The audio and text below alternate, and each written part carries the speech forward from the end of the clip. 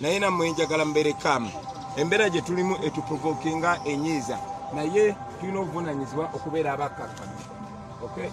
Tulina obuvunanyizibwa okubeera abakkakkamu. Tosobola kulwanagana na mbeera mbi mu bubi.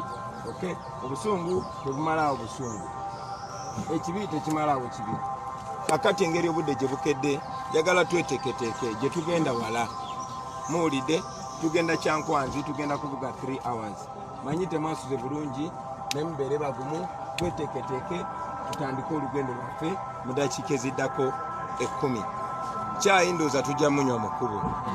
Mukiraba abatugobaganya buli wamu. Ono mukyala Namara DPC yalabira ddala tetusaanaadde okumala wano eddakiika esukka 5. Mumanyi nti kiri mu bumenyi bw'amateeka, naye saagala kulaba muntu yenna awanyisiganya bigambo n'abapoliisi abo. Saagala kulaba muntu yenna asindikagana n'abapoliisi abo. Baagala basoomooza bafune we babatemulira. Baagala basoomooza bafune we babakolerako obulabe. Baagala basoomooza bafune we babateekerako ekifaananyi nti muli baziba misango, nti muli balwanyi. So njagala mubeere bakkakkamu, buli omu akiddemu kino. Njagala tubeere baki? Njagala tubeere baki? Yes, tubeere bakkakkamu. Ffe tubeere nga ffe tukuuma amateeka. Mubaleke bo babeere nga be batyobola amateeka, ensi yonna etutunuulidde. Muwulidde baganda bange? Mwebale nnyo mwebale ddala. Kakati mu ddakiika eziddako 5 buli omu yeetereze tusimbule. President, Mr. President. Msirike kati njogera luzungu. Yesterday, after being blocked from the road that goes through Hoima, which was a shorter road, we decided to drive a long road. But by 9 o'clock, which is curfew time, we were here in Nigeria, so we decided to get a hotel and sleep.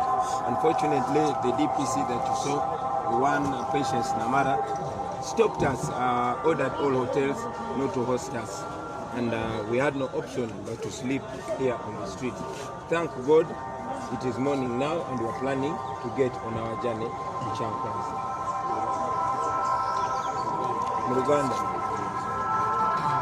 olunaku lwajjo twabadde tugezaako okuvuga okutuuka e Kyankwanzi naye oluguudo olumpi luyitira Hoima. Ekyomukisa omubi poliisi n'amagye bagaddewo ekkubo ne batugamba tetukkirizibwa kukozesa luguudo olwo.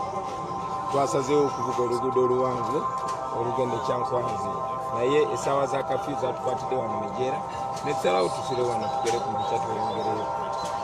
Ng'ebano mwe mwalabye ekiro mukyala DPC Namara ne OC wa wano bya Ruhanga batuganye okusula wano ne balagira wooteri zonna obutatusuza. Twadde tetulina kyakola okujjako okusula ku kkubo era twasuze ku kkubo naye Katonda abukeesezza era kati tuteekateeka kusimbula kweyongera Kyankwanzi. Kino ekikoleddwa n'ebyo ebisa ebikolebwa oleka ki mu kaseera kano nga yenjogu wabisingwa na Uganda bakulonde mu kalulu k'ekitundu? Kino ndowooza kirage bannayuganda bonna nti mu Uganda tulinamu abaana n'ebyana.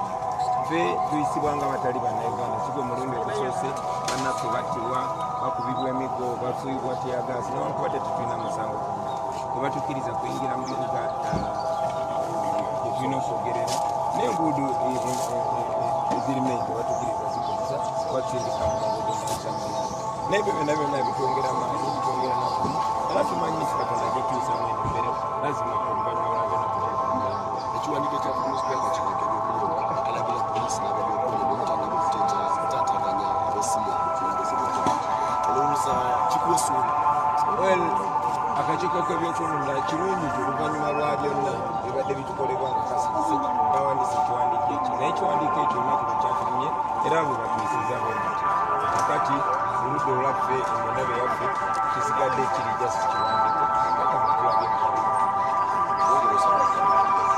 atwongera okutegeeza Abannayuganda nti ffe tetusaba just kalulu kufuuka abakulembeze baggwanga naye tusaba akalulu okukyusa eno embeera okulaba nga buli munnayuganda ali munnayuganda atwalibwa nga munnayuganda era abeera n'eddembe lye nga munnayuganda ng'ayisibwa kyekimu nga munnayuganda nga mu Uganda temuli ba first class citizen aba second class citizen. Nze ndi presidential candidate naye tebanzikiriza yadde okuyita ku luguudo olulimu, tebanzikiriza yadde okusula mu hoteri, tebanzikiriza yadde okusula mu nsi eyange Uganda. Njagala ekyo nno kikyuke mbeere nga buli munnayuganda nze n'omuntu omulala nga ffenna tuyisibwa kyekimu.